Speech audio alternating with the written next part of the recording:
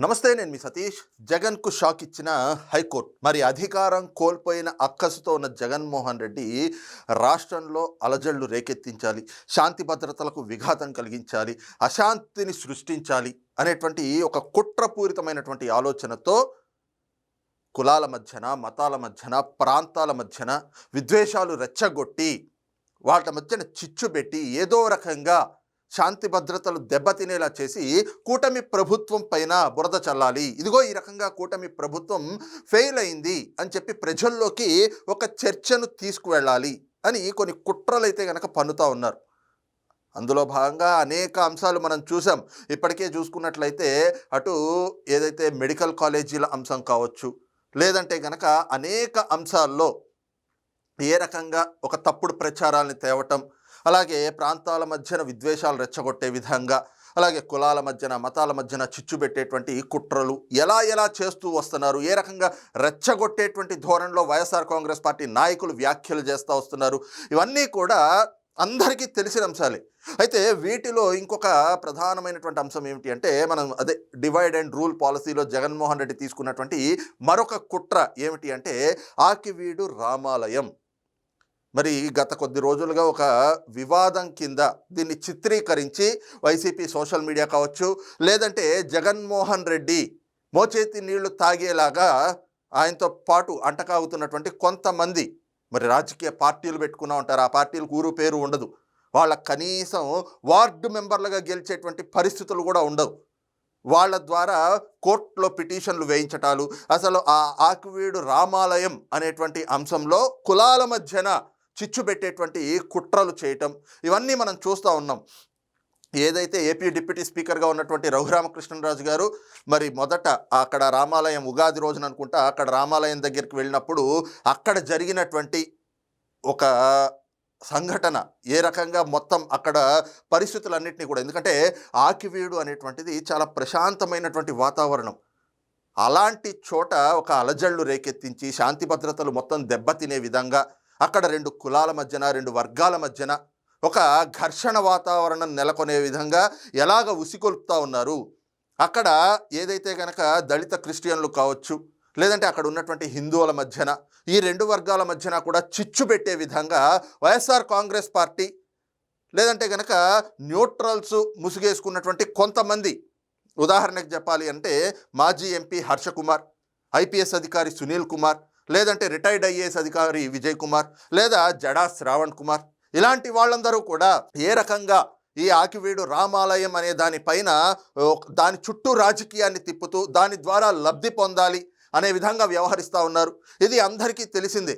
మరి ఈ అంశంలో రఘురామకృష్ణరాజు గారు మొదటి నుంచి కూడా ఆయన స్టాండ్ పైనే నిలబడ్డారు. అక్కడ రామాలయ నిర్మాణం చేసి తీరతాం అని చెప్పేసని. అయితే దాన్ని అడ్డుకునేటువంటి ప్రయత్నాలు అక్కడ ఉన్నటువంటి మనుషుల మధ్యన, స్థానికంగా ఉండేటువంటి వాళ్ళు దశాబ్దాలుగా అక్కడే ఉంటా ఉన్నారు. కానీ ఈ ఆకివీడు రామాలయం అనేటువంటి అంశంలో వాళ్ళ మధ్యనే డివైడ్ అండ్ రూల్ పాలసీలో వాళ్ళ మధ్యనే గొడవలు పెట్టేసి, వాళ్ళ మధ్యనే వివాదాలు సృష్టించి దాని ద్వారా రాజకీయ లబ్ధి పొందేటువంటి నీచపు రాజకీయాన్ని చేస్తూ ఉంది వైసీపీ. అలాగే ఆ వైసీపీతో అంటకాగుతున్నటువంటి తోక పార్టీలన్నీ కూడా. ఎందుకంటే ఆ పివి సునీల్ కుమార్ గారు ఆయనేమో ఎయిమ్ అని చెప్పేసి అంబేద్కర్ ఇండియా మిషన్ అని చెప్పి ఆయన ఏదో పెట్టుకున్నారు. జడా శ్రావణ్ కుమార్ చూస్తే జై భీమ్ పార్టీ అని చెప్పేసి ఆయన ఒక రాజకీయ పార్టీ. అలాగే ఈ విజయ్ కుమార్, రిటైర్డ్ ఐఏఎస్ అధికారి విజయ్ కుమార్ చూస్తే లిబరేషన్ కాంగ్రెస్ పార్టీ అని ఆయన ఒక పార్టీ పెట్టుకుని, ఇక హర్ష కుమార్ ఆయన అయితే పేడౌట్ అయిన ఆర్టిస్ట్. ఇలాంటి వాళ్ళందరూ వచ్చి ఆ రామాలయాన్ని ఒక వివాదంగా చిత్రీకరించి ప్రజల్లోకి తప్పుడు సంకేతాలు తీసుకెళ్లే విధంగా చేయటం. అలాగే ఆ రోజున ఉగాది రోజున రఘురామకృష్ణరాజు గారు అక్కడికి వెళ్ళినప్పుడు క్రిస్టియన్ల ముసుగులో వైసీపీ రౌడీలు, వైసీపీ గూండాలు అక్కడికి వచ్చి చేసినటువంటి అరాచకం, ఏ రకంగా అక్కడికి వెళ్ళినటువంటి రఘురామకృష్ణరాజు గారు కావచ్చు, ఆయన వెంట అక్కడ తరలి వెళ్ళినటువంటి జన సైనికులు కానీ, మిగతా అక్కడ ఉన్నటువంటి హిందువులు కానీ, వాళ్ళు వెళ్తే వాళ్ళపైన ఎలాగ ఒక విచక్షణారహితమైనటువంటి దాడి చేశారో అది అందరూ చూశారు.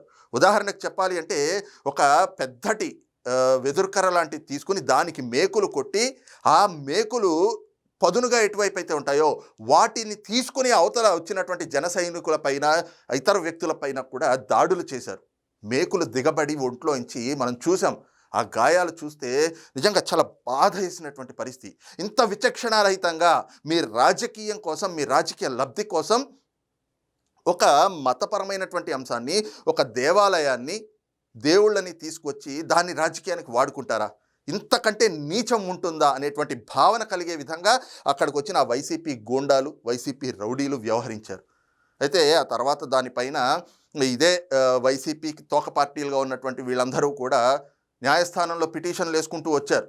అయితే రఘురామకృష్ణరాజు గారు కూడా మరి దానికి ధీటుగానే పోరాటం చేస్తూ వచ్చారు. వాటికి సంబంధించి అనేక పిటిషన్లు ఇప్పటికే నమోదై వాటిపైన విచారణలు జరుగుతున్న క్రమంలో తాజాగా ఈ రోజున హైకోర్టులో మరి ఏదైతే గనక రామాలయ నిర్మాణానికి సంబంధించి ఆ నిర్మాణానికి వ్యతిరేకంగా వేసినటువంటి పిటిషన్ ఏదైతే ఉందో, అంటే ఆ నిర్మాణాన్ని అడ్డుకోవాలి, అది రాములవారి రామాలయం కాదు, ఆ రాములవారి రామాలయంలో ఎక్కడైనా కూడా నందీశ్వరుడు ఉండడం మనం చూసామా, అది రాములవారి రామాలయం కాదు కాబట్టి అక్కడ నిర్మాణం చేయడానికి వీల్లేదు అని చెప్పి ఒకసారి, అలాగే అది ప్రభుత్వ భూమి కాబట్టి ప్రభుత్వ భూమిలో మతపరమైనటువంటి ప్రార్థనా మందిరాలు, ఆలయాలు నిర్మించడానికి లేదు కాబట్టి అక్కడ రామాలయ నిర్మాణం జరపకూడదు అని చెప్పి ఇంకొకసారి చాలామంది పిటిషన్లు వేశారు. ఈ జడా శ్రావణ్ కుమారు, ఈ విజయ్ కుమారు, పివి సునీల్ కుమార్, హర్ష కుమార్ లాంటి వాళ్ళు.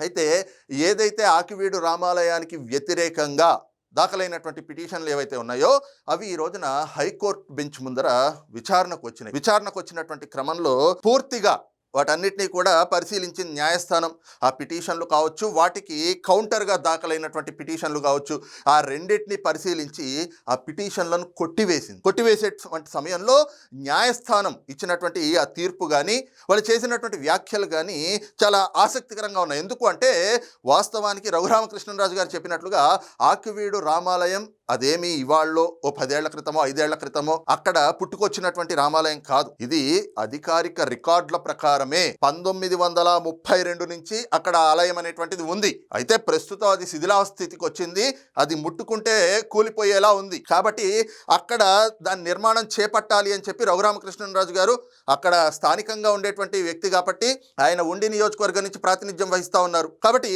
అక్కడ రామాలయం నిర్మించాలి అని చెప్పి భక్తులు ఎవరో వెళ్ళి ఆయన కోరుంటారు. ఆయన కూడా ఎస్, ఇది మంచి కార్యక్రమం కదా, ఒక దేవాలయం నిర్మాణం చేయటం అది మనకు అదృష్టం లాంటిది, మనకు అవకాశం వచ్చింది కాబట్టి ఆ నిర్మాణానికి ఆయన సరే అని చెప్పేసి అక్కడికి వెళ్తే దాన్ని రాజకీయం చేస్తూ దాన్ని మొత్తం ఆ రాజకీయం మొత్తం ఆ దేవాలయం చుట్టూ తిప్పుతూ దాని ద్వారా అక్కడ శాంతి భద్రతలకు విఘాతం కలిగించి అశాంతిని నెలకొల్పి విద్వేషాలు రెచ్చగొట్టి రాజకీయ లబ్ధి పొందాలి అనేటువంటి నీచపు ఆలోచనలు చేస్తూ ఉంటే రఘురామకృష్ణరాజు గారు మొన్న వెళ్ళారు. ఆయన అక్కడ శంకుస్థాపన చేశారు. పెద్ద ఎత్తున రామభక్తులందరూ తరలి రావాలని చెప్పేసి అని పిలుపునిచ్చారు. అయితే అబ్బెబ్బే ఇగో శంకుస్థాపనకి వెళ్తా ఉన్నారు కాబట్టి శంకుస్థాపనకు కూడా స్టే ఇవ్వండి అని చెప్పేసి కోర్టులకు వెళ్తే కోర్టులు కూడా మెట్టికాయలు వేసినాయి ఇదే జడా శ్రావణ్ కుమార్కి. అయితే ఈ రోజున మరి న్యాయస్థానంలో ఈ పిటిషన్లు విచారణకు వచ్చినటువంటి క్రమంలో న్యాయస్థానం కూడా ఏదైతే ఆ ఆలయం అనేటువంటిది అధికారిక పత్రాల ప్రకారమే, అంటే ల్యాండ్ రికార్డ్స్ ప్రకారమే చూస్తే 80 ఏళ్ళగా అక్కడ ఉంది అని చెప్పి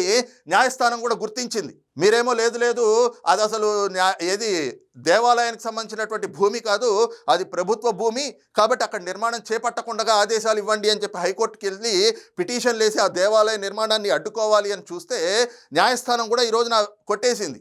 అధికారులు కూడా పూర్తి ఆధారాలని ఏవైతే అక్కడ అడంగల్ కావచ్చు, పహానీలు కావచ్చు ఏవైతే ఉంటాయో ఆ భూమికి సంబంధించి ల్యాండ్ రికార్డ్స్ మరి దశాబ్దాలుగా 1932 నుంచి అక్కడ ఆలయం ఉన్నట్లుగా ఏ రకంగా అయితే రికార్డ్స్లో ఉందో ఆ రికార్డ్స్ అన్నీ కూడా అప్పటి నుంచి ఉన్నటువంటి రికార్డ్స్ అన్నీ కూడా తీసుకొచ్చి న్యాయస్థానం ముందర పెట్టారు. న్యాయస్థానం వాటన్నిటిని పరిశీలించి ఇరుపక్షాల వాదనలు విన్న తర్వాత మరి ఎవరైతే రామాలయ నిర్మాణాన్ని అడ్డుకోవాలి అని చెప్పి కుట్రలు పన్నుతా ఉన్నారో వాళ్ళు వేసినటువంటి ఆ పిటిషన్లను కొట్టివేసి ఆ కుట్రలను కూడా పూర్తిగా ఒక్క దెబ్బతోటి పటాపంచలు చేసినట్లుగా ఈ రోజునైతే గనక హైకోర్టు ఇచ్చినటువంటి తీర్పు ఉంది.